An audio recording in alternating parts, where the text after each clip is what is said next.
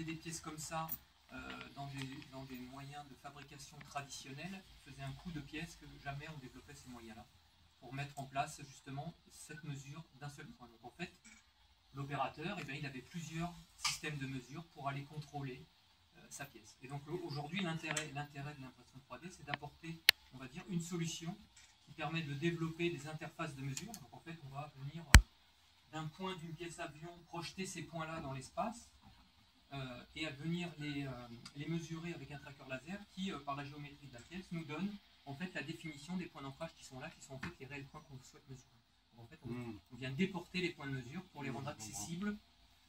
Et donc une pièce de ce type-là, réalisée, taillée dans la masse, économiquement, ça ne serait même pas viable d'imaginer ce système de mesure. Donc là, c'est plus aller vers des gains d'exploitation, des gains de temps, parce qu'en fait l'aéronautique est en train de monter en cadence. Donc l'idée, c'est d'automatiser de plus en plus ces process, d'automatiser ces contrôles.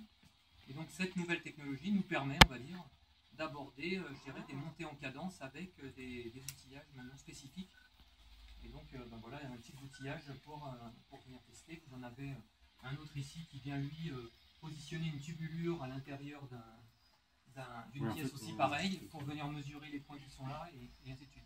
Et après donc l'intérêt après de l'impression 3D, c'est qu'on peut en fait après travailler la typologie des matériaux pour travailler la rigidité de la pièce, travailler ses caractéristiques, qui fait que par exemple une pièce comme ça, si jamais elle était réalisée en métallique, on lui ferait un contrôle géométrique mensuel pour garantir qu'elle n'a pas subi de choc dans l'utilisation et tout ça. Ben, dans l'impression 3D, on peut aller travailler des matériaux qui ont des propriétés qui fait que si la pièce reçoit un choc, ben, elle sera cassée. Donc en fait, on n'a plus à faire un contrôle géométrique.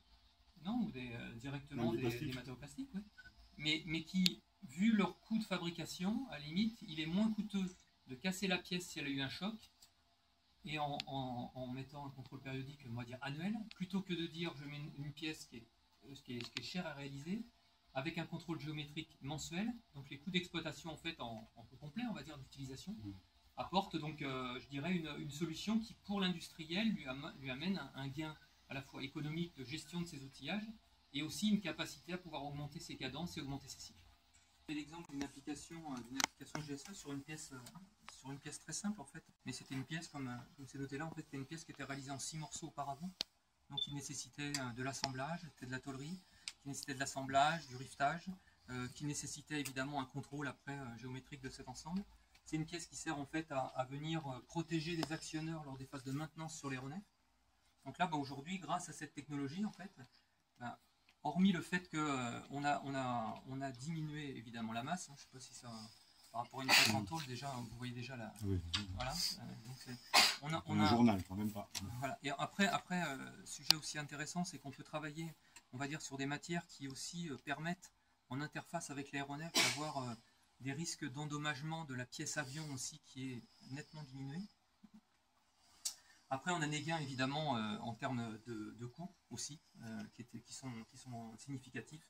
Et évidemment, on gagne en fait sur toute la chaîne, puisqu'en fait, vous retirez la phase d'assemblage, vous retirez la phase de détérioration de la pièce, la rapidité aussi de pouvoir la refabriquer.